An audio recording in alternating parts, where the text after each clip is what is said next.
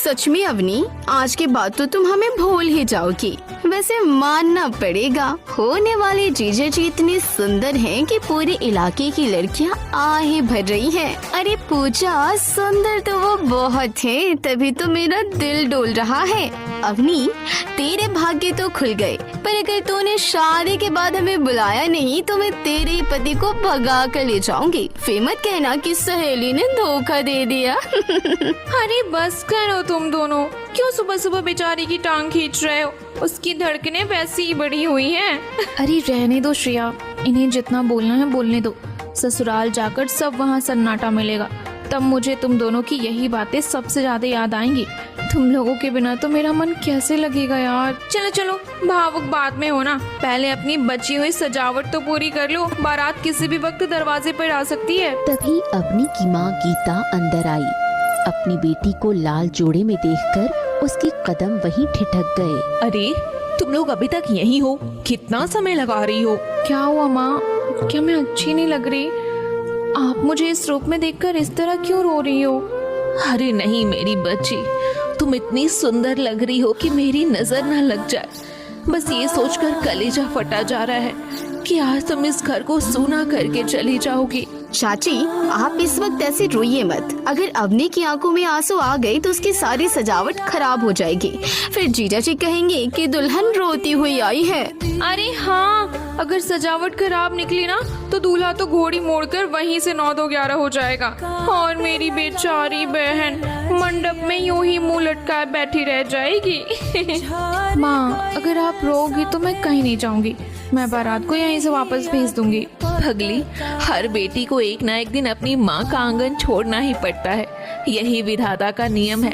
बस ईश्वर तुम्हें हर बुरी नजर से बचाए। गीता अपनी आँख से थोड़ा सा काजल निकालती है और अवनी के कान के पीछे एक छोटा सा काला टीका लगा देती है। तुम तीनों अब जल्दी से इसे लेकर नीचे आओ, मैं बारात के स्वागत की थाली तैयार करती हूँ।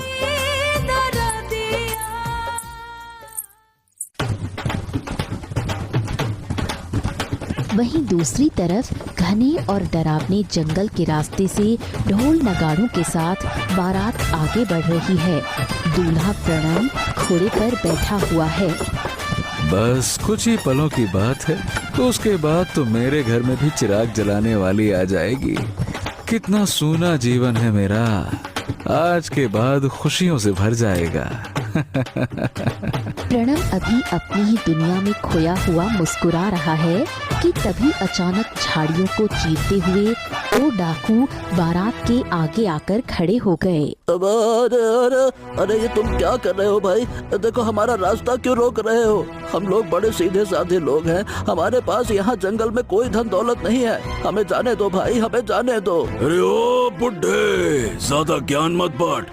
जो कुछ भी है चुपचाप मेरे हवाले कर दे, वरना इस दूल्हे का सेहरा यही खराब हो जाएगा। होश में बात करो और पीछे हट जाओ, वरना अंजाम भुगतने के लिए तैयार रहो। अच्छा तो तू एक डाकू से जबान लड़ाएगा?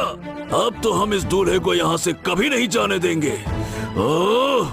इतना कहते ही दोनों डाकू झपटकर प्रणव को घोड़े के नीचे गिरा देते हैं और घने जंगलों के भीतर उसे लेकर चले जाते हैं। अरे देखो वो दुष्ट मेरे बेटे के साथ क्या कर रहा है। अरे दौड़ो भैया दौड़ो।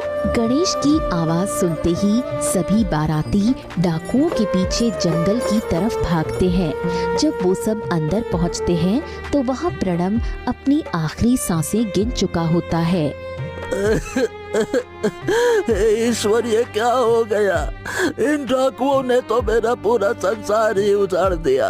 मेरा हंसता खेलता बेटा भी इस दुनिया में नहीं रहा। आज मेरे बेटे का विवाह था। गणेश भाई, बारात का समय निकला जा रहा है और यहाँ तो दूल्हा ही नहीं रहा। अब आगे क्या होगा? गणेश की आंखों से लगातार आंसू गिरने लगे। वहीं दूसरी तरफ शादी के मंडप में सारे मेहमान आकर बैठे हुए थे और बेसब्री से दरवाजे की तरफ देख रहे थे। कितना वक्त हो गया है और अभी तक बारात नहीं आई? कहीं रास्ते में कुछ हो तो नहीं गया? फिर पूजा अवनी के पास आई। अवनी, मुझे तो बहुत घबराहट महसूस हो रही है, कहीं कुछ गलत ना हो गया हो। घबराओ मत पूजा, मैं जानती हूँ प्रणम थोड़ी देर से आएंगे, पर आएंगे जरूर, देख लेना तुम। वहीं दूसरी तरफ मंजू और सारा परिवार एक ही अवस्था में थे। हे ईश्वर, मैंने अपने बेटे को कितने चाव से सेहरा बांधा था और उस पापी डाकू ने मेरे बेटे को इस दुनिया से ही उठा लिया। मंजू, अब हम क्या करें? हमारे बेटे का शव यहाँ पड़ा है और वहाँ वधू पक्ष के लोग हमारी बारात का इंतजार कर रहे होंगे। अब हम क्या करें? हमें क्या करना चाहिए? देखिए, अब शादी का मुहूर्त तो टाला नहीं जा सकता। अगर 1-2 दिन का वक्त भी होता तो हम लोग सोच लेते, कुछ समझ लेते। वहाँ शादी की सारी तैयारियां हो चुकी हैं। अगर बारात नहीं गई तो आप तो जानते हैं कि फिर इस गांव और आसपास के गांव का नियम क्या है। अगर लड़की मंडप में बैठ गई और दूल्हा नहीं पहुंचा तो पूरा जीवन वो कुंवारी रह जाएगी। उसका जीवन नष्ट हो जाएगा, बर्बाद हो जाएगा। तो तुम क्या चाहते हो छगन भाई? क्या मैं अपने जवान बेटे के शव को यहीं छोड़कर वहां जाकर उत्सव मनाऊं? अरे नहीं मंजू भाभी, ऐसा भी नहीं है। देखिए, एक रास्ता है। एक काम करिए, आप अपने दूसरे बेटे नकुल की शादी अवनी से करवा दीजिए। वैसे भी वो कुंवारा है और उम्र में प्रणम से बड़ा भी तो है।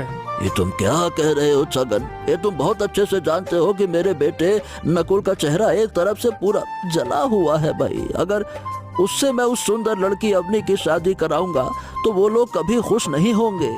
अवनी का जीवन मतलब क्या कहें, बेकार हो जाएगा और फिर बाद में ये रिश्ता टिकेगा भी नहीं। ये आप क्या कह रहे हैं जी? इस समय समाज में हमारी और उस लड़की की इज्जत का सवाल है। हमारा एक बेटा तो अब नहीं रहा, लेकिन हमें उस निर्दोष लड़की की इज्जत भी बचानी है। हमें ये बड़ा फैसला लेना ही होगा। आधे लोग अंतिम संस्कार की तैयारी करो और आधे जाकर उस बच्ची की इज्जत बचाओ। आप ये कैसी बातें कर रहे हैं पिताजी? मैं किसी अनजान लड़के की जिंदगी बर्बाद नहीं कर सकता। मेरा एक तरफ का चेहरा पूरी तरह से जला हुआ है। मैं इतना बदसूरत हूँ कि मैं तक खुद को देखना पसंद नहीं करता, तो मैं किसी की ना।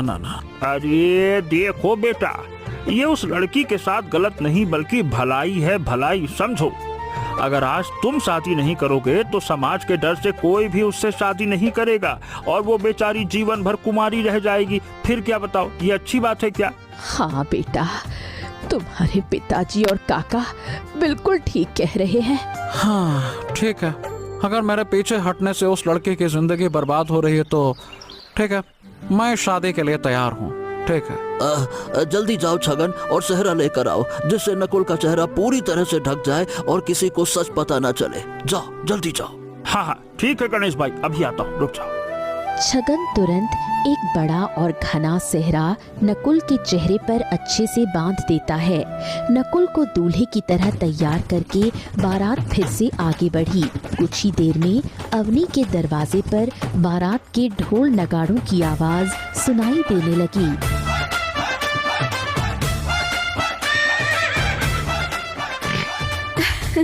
लगता है प्रणम जी आ गए। माफ कर दीजिए बहन जी, हमें बारात लाने में थोड़ा सा वक्त लग गया। वो क्या है ना कि हम बारात लेकर वक्त पर ही निकले थे, पर रास्ते में एक बाराती की तबीयत अचानक से बहुत खराब हो गई, तो हमें रुककर औषधि वगैरह दिलवानी पड़ी। फिर जाकर हम यहाँ तक पहुँचे। कोई बात नहीं भाई साहब, ऐसा तो हो जाता है। और वैसे भी शादी में तो हम कितना भी जल्दी करें, थोड़ा बहुत तो वक्त लग ही जाता है। चलिए अब सब ठीक है, शुभ मुहूर्त निकला जा रहा है, तो हम जल्दी से शादी की आगे की तैयारी कर लेते हैं। हाँ, क्यों नहीं। कुछ ही देर में अवनी और नकुल शादी के मंडप में एक साथ बैठ गए। अवनी बार बार सेहरे के पीछे नकुल का चेहरा देखने की कोशिश कर रही थी। पता नहीं प्रणम जी को क्या हो गया है कि इतना बड़ा सेहरा क्यों बांध कर आए हैं। अवनी मन ही मन परेशान हो रही थी। वहीं नकुल डर के मारे अपना चेहरा छुपाने की कोशिश कर रहा था। इसी बीच शादी की रस्में शुरू हो गईं। पंडित जी मंत्र पढ़ने लगे और कुछ ही देर में दोनों के फेरे शुरू हो गए। फेरे लेते वक्त गीता की आंखें भर आईं और तभी नकुल मांग में सिंदूर भर देता है। चलिए बहन जी, शादी तो संपन्न हो गई है। विदाई की बेला आते ही वहाँ का माहौल पूरी तरह भावुक हो जाता है। अवनी रोते हुए भारी मन से नकुल के साथ अपने ससुराल आ जाती है। घर के दरवाजे पर निधि और मंजू आरती की थाली लेकर खड़ी थी। अपने दाहिने पैर से कलश को गिराकर गृह प्रवेश करो। आज तुम्हारा पहला दिन है ना, तो पहला कदम शुभ होना चाहिए। अवनी मुस्कुराते हुए अपने दाहिने पैर से गृह प्रवेश करती है। बहू, तुम बहुत थक गई होंगी, जाओ अपने कमरे में जाकर आराम कर लो। नकुल और अवनी अपने कमरे की तरफ चले गए। माँ जी, सब कुछ बिल्कुल वैसा ही हुआ जैसा हमने सोचा था। हाँ निधि, आखिर हमने जो षड्यंत्र रचा था वो पूरी तरह कामयाब रहा। प्रणम की सारी जमीन जायदाद अपने नाम करने के लिए हमने डाकुओं को पैसे देकर प्रणम को रास्ते से हटा दिया। हमारा ये दाव बिल्कुल सही बैठा। अब बस हमने इसकी शादी नकुल से करवा दी है। नकुल तो ठहरा सीधा साधा इंसान, वो कभी हमारे खिलाफ कुछ बोलेगा ही नहीं। इस तरह हमें घर के लिए एक मुफ्त की नौकरानी भी मिल गई और सारी जमीन जायदाद भी हमारी हो जाएगी और इसका होने वाला बच्चा भी हमारा ही होगा। उससे हम इसको छीन लेंगे। हाँ बहू, क्यों नहीं। अरे तुम्हारी शादी को 4 साल हो गए और अभी तक तुम्हारी एक भी औलाद नहीं हुई। और रही बात इस नकुल की, तो ये है तो मेरा ही बेटा, पर इसका चेहरा जला हुआ था। तो मेरे ससुर ने सोचा इसका कभी विवाह तो होगा नहीं, अकेले जीवन बिताने के लिए धन तो होना ही चाहिए, इसलिए जमीन इसके नाम कर दी। अब विवाह हो गया तो कुछ तो जमीन हमें भी मिले। वहीं दूसरी तरफ अवनी कमरे में बहुत परेशान होकर बैठी हुई थी। तभी इतने में नकुल वहाँ आया, जिसका चेहरा अब भी सेहरे से पूरी तरह ढका हुआ था। ये क्या जी, आप सुबह से ये सहरा बांधे हुए हो और अभी तक आपने अपना चेहरा तक नहीं दिखाया। जैसे ही नकुल अपने चेहरे से वो सेहरा हटाता है, अवनी के होश उड़ जाते हैं। वो उसका जला हुआ गाल देखकर खौफ से कांप जाती है। तुम कौन हो और मेरे प्रणम जी कहाँ हैं? देखो, तुम शांत हो जाओ। मैं नकुल हूँ, प्रणम का बड़ा भाई। मेरा ये गाल बचपन में आग से झुलसने की वजह से जला हुआ है। देखो, मुझे माफ कर दो, मैंने तुम्हें बिना कुछ बताए ही तुमसे शादी कर ली। नहीं, ऐसा नहीं हो सकता। प्रणम जी मुझे ऐसे छोड़कर नहीं जा सकते। मैं शादी को बिल्कुल नहीं मानती। अवनी कमरे से निकलकर भागने लगती है कि तभी अचानक मंजू सामने आकर उसका रास्ता रोक लेती है। रुक जा बहू, अब तू कहाँ जा रही है? तू अब इस घर से कहीं नहीं जा सकती। अब चाहे जो हो, तुम्हें इसी रिश्ते में बंधकर मेरे बेटे के साथ यहीं रहना पड़ेगा, समझ गई ना? माँ, तुम इस तरह से बात क्यों कर रही हो? अभी अभी बेचारी को इतना बड़ा झटका लगा है, थोड़ा इसे संभलने तो दो। अरे तुम चुप हो जाओ नकुल, तुम्हें समझ में क्या आता है? अरे पत्नी को कैसे बस में किया जाता है ये तुम्हें नहीं पता? इसकी लगाम हमेशा खींच कर रखनी पड़ती है। नहीं माँ, मैंने 7 फेरे लेकर और 7 वचनों के साथ ये शादी की है। मैंने इसके मान सम्मान की रक्षा करने का वचन खाया है। मैं इसके साथ हमेशा खड़ा रहूंगा और इसकी रक्षा करूंगा, चाहे कुछ भी हो जाए। तुम्हारी इन्हीं हरकतों की वजह से मुझे तुम्हारे लक्षण कभी पसंद नहीं आते। लेकिन लड़की, तुम भी कान खोल कर सुन लो। आज से तुम इसी घर में रहोगी, घर के सारे काम करोगी और बहुत जल्द मुझे एक पोता दोगी ताकि मेरा वंश आगे बढ़ सके। मंजू वहाँ से गुस्से में चली जाती है। अवनी वहीं जमीन पर बैठ जाती है। ये क्या हो गया मेरे साथ? मैंने कितने सपने और कितने अरमान लेकर इस घर में आई थी, सब टूटकर बिखर गए। बेचारे के साथ सच में बहुत गलत हुआ है। मैं क्या करूं? मैं चाह कर भी इसकी तकलीफ कम नहीं कर सकता।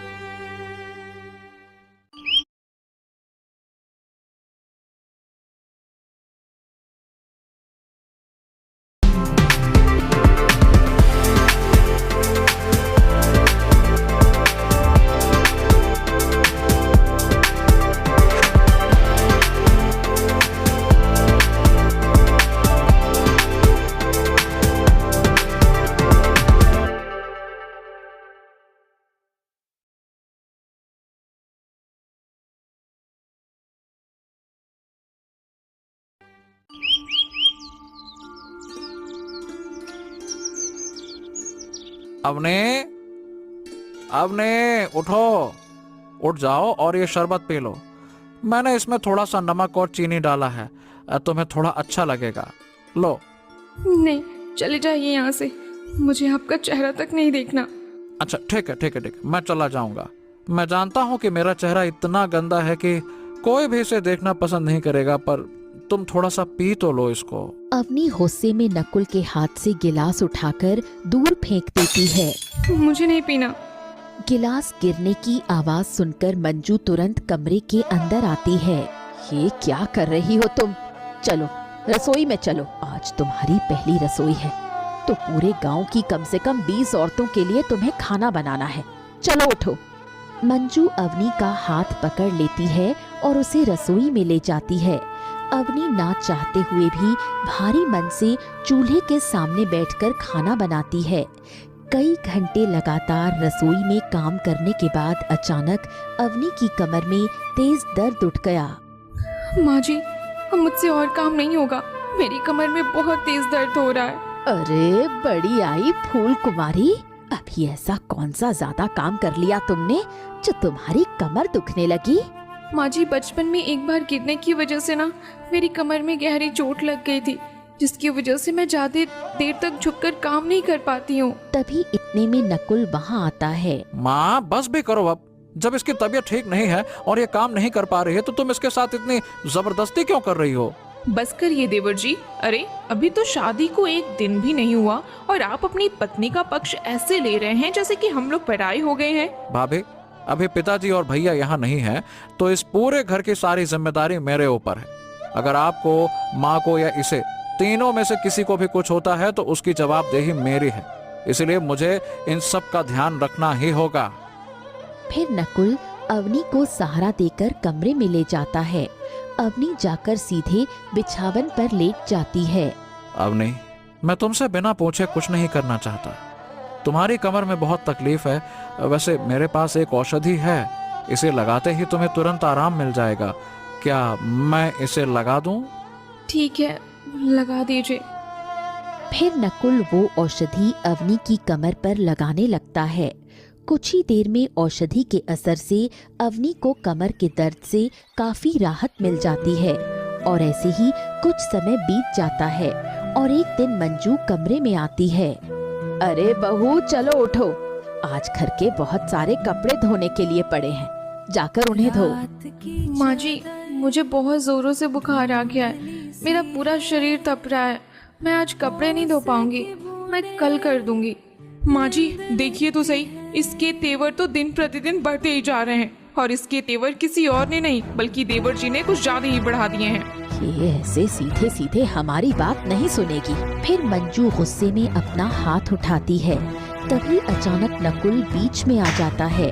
मंजू का वो हाथ सीधा नकुल के चेहरे पे लगता है। ये तुमने क्या किया बेटा? माँ, तुम इस पर हाथ उठाने के बारे में सोच भी कैसे सकती हो? ये मेरी पत्नी है। माँ जी रहने दीजिए, ये तो साफ साफ अपनी पत्नी के गुलाम बन चुके हैं, चलिए यहाँ से चलते हैं। फिर दोनों चली जाती हैं। अवनी वहीं जमीन पर बेहोश होकर गिर पड़ती है। अवनी, क्या हुआ तुम्हें? क्या क्या बात है, क्या हो गया? आंखें खोलो, आंखें खोलो, आंखें खोलो। नकुल घबराकर अवनी को बिस्तर पर लेटा देता है। बाप रे, अवनी का शरीर तो आग की तरह जल रहा है। जब मुझे बचपन में तेज बुखार आता था तो माँ हमेशा ठंडे पानी की पट्टियाँ सिर पर रखती थी। मुझे भी अवनी के लिए यही करना चाहिए। हाँ। नकुल ठंडा पानी लाता है और अवनी के माथे पर कपड़े की पट्टी रखने लगता है। वो बिना एक पल सोए पूरी रात जागकर अवनी के सिर पर पट्टियाँ बदलता रहता है। सुबह की पहली किरण के साथ ही अवनी का बुखार पूरी तरह उतर चुका था और नकुल वहीं सो गया था। यानी नकुल जी ने पूरी रात जाकर मेरे सिर पर पट्टी की ताकि मेरा बुखार उतर सके। मैंने कितना कुछ गलत कहा और किया है उनके साथ। नहीं, मुझे अब इस रिश्ते को पूरे दिल से अपनाना होगा। तभी नकुल की आँख खुली। तुम ठीक तो हो ना? मुझे तुम्हारी बहुत फिक्र हो रही थी। हाँ जी, मैं बिल्कुल ठीक हूँ। अच्छा ठीक है ठीक है ठीक है, तुम अभी आराम करो, मैं तुम्हारे लिए रसोई से पतली सी खिचड़ी बना कर लाता हूँ, उसे खाकर तुम्हें अच्छा लगेगा। मुझे माफ कर दीजिए, मैंने सिर्फ आपके जले हुए चेहरे को देखा, लेकिन आपके भीतर छुपे सच्चे इंसान को मैं देख ही नहीं पाई। मुझे माफ़ कर दीजिए कि मैंने आपके साथ इतना बुरा व्यवहार किया। अरे तुम ये क्या कह रही हो? ऐसा कुछ भी नहीं है। तुम रोना बंद करो, सब ठीक है। नहीं, सब ठीक नहीं था, पर अब होगा। आज से हम अपने इस रिश्ते को नए सिरे से शुरू करते हैं, क्योंकि प्रणम जी भले ही अब इस दुनिया में नहीं रहे, लेकिन अगर वो स्वर्ग से हमें इस तरह लड़ते और दुखी देखते होंगे ना, तो उनकी आत्मा को भी बहुत दुख पहुंचेगा। ठीक है अवनी, अगर तुम यही चाहती हो तो हम आज से ही अपने इस शादी को एक नई शुरुआत कर देते हैं। फिर इसी तरह धीरे धीरे वक्त बीतने लगता है। वक्त के साथ दोनों के बीच का प्रेम और विश्वास और भी गहरा होता चला जाता है। कुछ ही महीनों के बाद अवनी एक बहुत ही खूबसूरत बेटे को जन्म देती है। घर में बच्चे के आने से जहां नकुल और अवनी बेहद खुश थे, वहीं दूसरी तरफ मंजू और निधि गुस्से में आग बबूला हो रही थी। माँ जी, अब बस बहुत हो गया। बच्चा भी अब इस दुनिया में आ गया है। अब आप वो बच्चा उनसे छीनकर मुझे दे दीजिए और उन दोनों को धक्के मारकर इस घर से बाहर निकाल दीजिए। तुम बिल्कुल ठीक कह रही हो निधि, चलो आज ही बताते हैं। फिर मंजू और निधि गुस्से में पैर पटकती हुई कमरे से बाहर निकल गई। तभी अवनी और नकुल आ गए। क्या हुआ माँ? आप दोनों परेशान दिख रही हैं, सब कुछ ठीक तो है ना? अब तुम दोनों इसी वक्त मेरे घर से निकल जाओ। क्या हुआ माँ जी? मुझसे कोई गलती हो गई है क्या? आप ऐसा क्यों कह रही हैं? चुप कर। वो बच्चा अब हमारा है, उस बच्चे को अब मैं पालूंगी। तू और तेरे पति, तुम दोनों अब इस घर में नहीं रह सकते।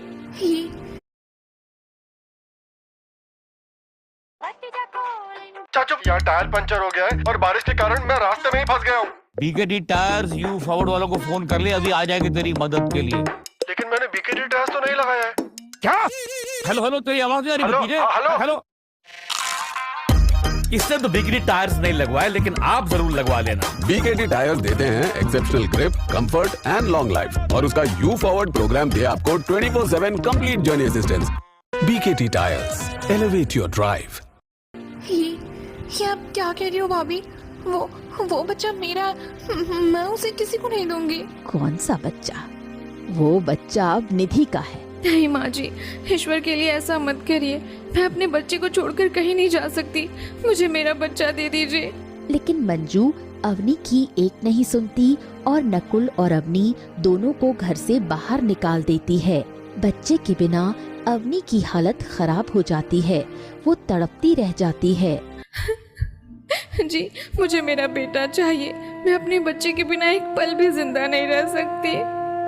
तुम चिंता मत करो अवनी, मैं बहुत जल्द कुछ ना कुछ करके अपना बच्चा उन लोगों से वापस ले ही लूंगा।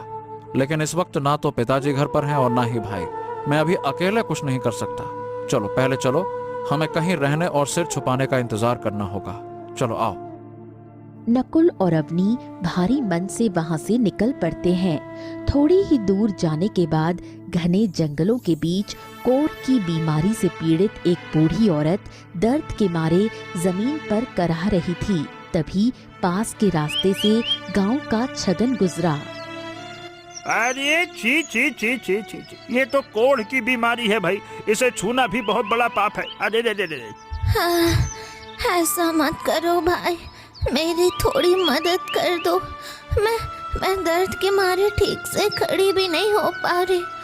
मुझे बस मेरी झोपड़ी तक छोड़ दो भाई। अरे नहीं नहीं नहीं नहीं, अरे तुम तो वही हो ना जो पहले बड़ा जादू टोना किया करती थी। अरे तुम्हारे इसी खराब कर्मों की वजह से यार तुम्हारे साथ ये सब कुछ हो रहा है।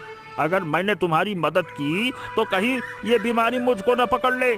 नहीं तो चलो चलो यहाँ से भाई, चलो। छगन वहाँ से भाग गया। नकुल और अवनी पेड़ के पीछे खड़े होकर ये सारी बातें सुन रहे थे और दोनों दौड़कर उस बूढ़ी औरत के पास गए। अवनी तुरंत पास की झाड़ियों से कुछ औषधीय पत्तियां तोड़ती है और उन्हें पीसकर बूढ़ी औरत के जख्मों पर लगाने लगती है। तुम दोनों कौन हो बच्चों? अम्मा, बस यूँ समझ लो कि मैं आपकी बेटी जैसी हूँ। मैं आपको इस हालत में तड़पता हुआ नहीं देख सकती।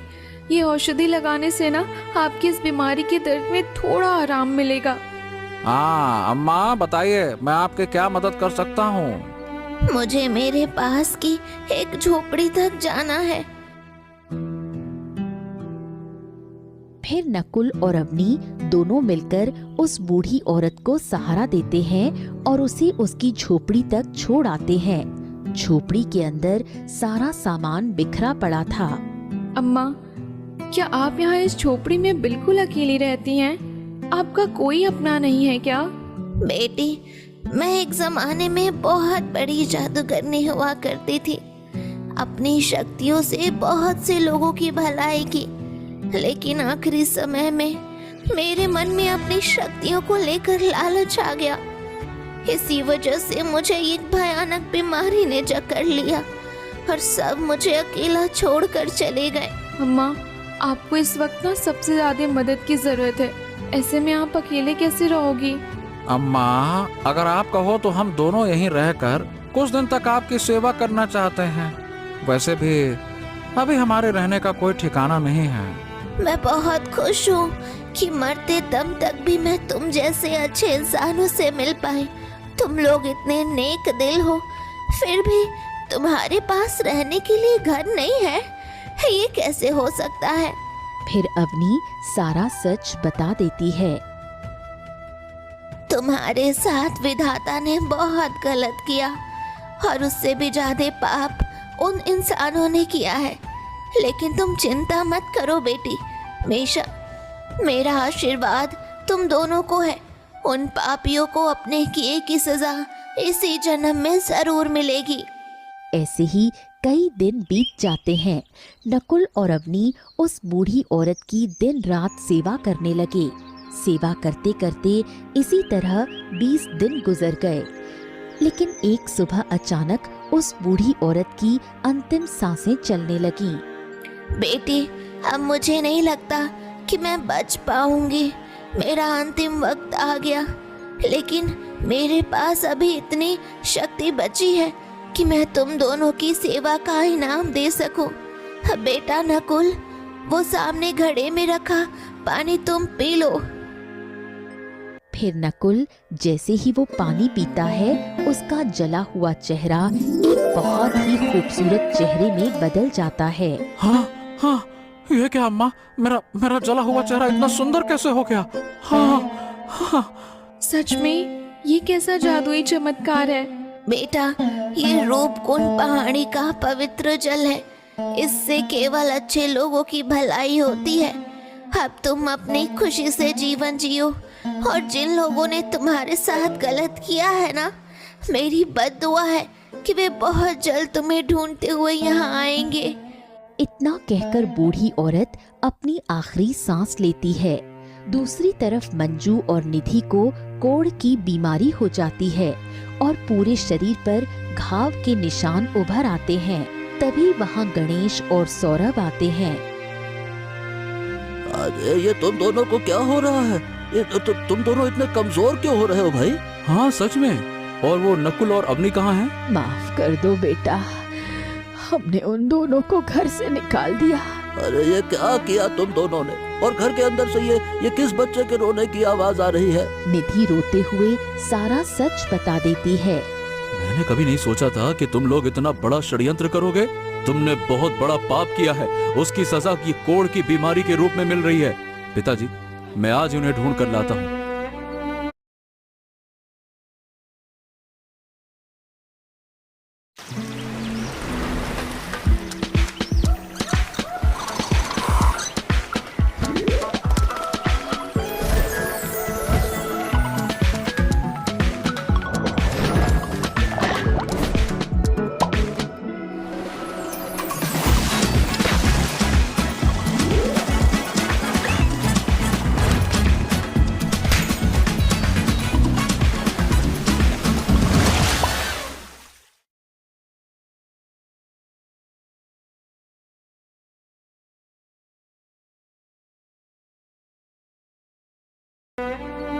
सौरभ कई दिनों तक तलाश करने के बाद आखिरकार नकुल और अवनी तक पहुंच जाता है। अरे भैया, आप यहाँ? हाँ, अरे मैं कई दिनों से तुम्हें ढूंढ रहा था नकुल। चलो, माँ और निधि की तबीयत बहुत खराब हो गई है। उन्हें तुम दोनों की बहुत जरूरत है। और तुमको एक बात बोलूं, ये तुम्हारा चेहरा इतना सुंदर देखकर मुझे जरा भी हैरानी नहीं हुई, क्योंकि जानता हूँ जरूर कोई अच्छे कर्म किए होंगे, तभी तो तुम्हें इतना सुंदर चेहरा मिल गया है। नकुल के चेहरे पर शांति थी। आज पहली बार किसी ने उसके चेहरे को देखकर अच्छा कहा था, नहीं तो सभी उससे कितना डरते थे। माँ जी और दीदी ने हम दोनों के साथ जो किया है ना, ये उनके कर्मों की ही सजा मिल रही है। अब सब छोड़ो अपने, हमारा बच्चा हमें मिल रहा है। हर दिन तुम कितनी तड़पी हो बच्चे के लिए, हम अपने बच्चे से मिलने का कोई मौका नहीं छोड़ सकते। चलो आओ। हाँ जी, आप ठीक कहते हो, चलो चलते हैं, मुझे भी अपने बच्चे को सीने से लगाना है। फिर सौरभ, अवनी और नकुल तीनों वापस घर आ गए। घर आते ही वो मंजू और निधि के शरीर पर कोढ़ के घाव के निशान देखते हैं। वहीं मंजू और निधि नकुल का सुंदर चेहरा देखकर हैरान थी, परंतु उन्होंने कहा कुछ नहीं। जानती थी ये कोई चमत्कार हुआ है। अरे ये तो बिल्कुल उस बूढ़ी अम्मा जैसी बीमारी है। हाँ, अब क्या होगा? मुझे माफ कर दो बहू, मुझे तुम्हारे साथ ऐसा नहीं करना चाहिए था। मैंने ही जमीन जायदाद के लालच में प्रणम को रास्ते से हटाया था। मुझे मेरे कर्मों की सजा मिल रही है, हमें माफ कर दो। मैंने कभी सोचा नहीं था माँ कि आप इतना नीचे गिर सकती हैं। आपने मेरे भाई के साथ ऐसा किया। आप कभी खुश नहीं रहोगी माँ, कभी खुश नहीं रहोगी। आपने जो किया उसकी सजा तो ईश्वर ने दे दी है आपको। अब हम सजा देने वाले कौन होते हैं? जहाँ तक हो सकता है हम आपकी सेवा करेंगे।